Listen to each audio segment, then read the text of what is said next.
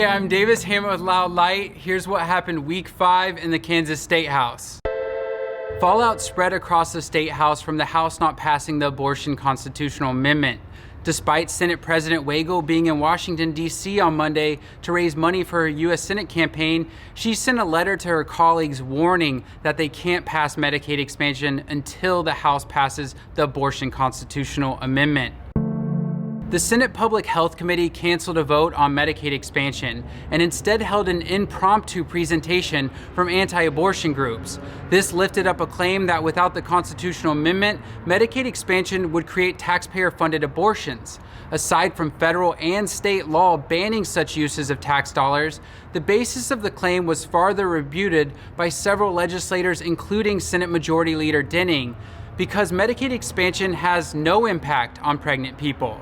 Medicaid eligibility is based on the federal poverty line. Expansion brings coverage up to 138% for everyone, but pregnant Kansans are already covered up to 171%. Senator Denning wrote, "It is disrespectful to blatantly disrupt the legislative process and threaten fellow legislators for personal political gain."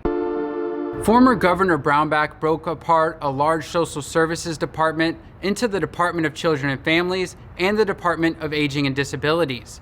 Governor Kelly wants to reconsolidate social services into a unified Department of Human Services. For Kansans, this would mean a one-agency stop for families in need. A House committee moved to recommend the reorganization be blocked despite not taking time to read testimony. When Democratic members questioned if this was just political retaliation, an emotional Republican Representative Tarwater responded, "How dare you try to politicize this after the vote you all took on Friday against the abortion amendment."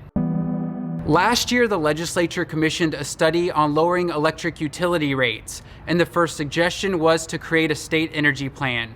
Governor Kelly issued an executive reorganization order to create an independent Kansas Energy Office tasked with developing the comprehensive energy plan. On Tuesday, despite no hearing and no opposition cited, a House committee recommended the House block the reorganization. On Monday, the House appears set to officially kill plans for both the Energy Office and the Department of Human Services. In 2017, Brownback's Corrections Secretary Joe Norwood negotiated a controversial contract worth over $350 million between Kansas and the private prison corporation CoreCivic. An ethics complaint was filed as it came to light that Norwood immediately took a job with CoreCivic after leaving his role with the state. A bill sponsored by far-right senators to overhaul property taxes passed the Senate Tax Committee. It would make it so that counties and cities must divide the previous year's revenue by the total value of all district property to create a certified tax rate. This would essentially freeze local tax revenue. To make rate adjustments, such as accommodating inflation, the county would be required to mail notice to every taxpayer and hold a public hearing. If a bill doesn't have a hearing and committee vote by this coming Friday, there's a good chance it's dead for the session.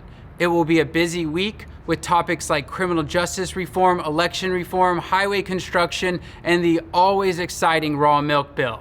Thanks for liking, sharing, and contributing. Stay tuned, stay engaged, and until next time, thank you so much, Kansas.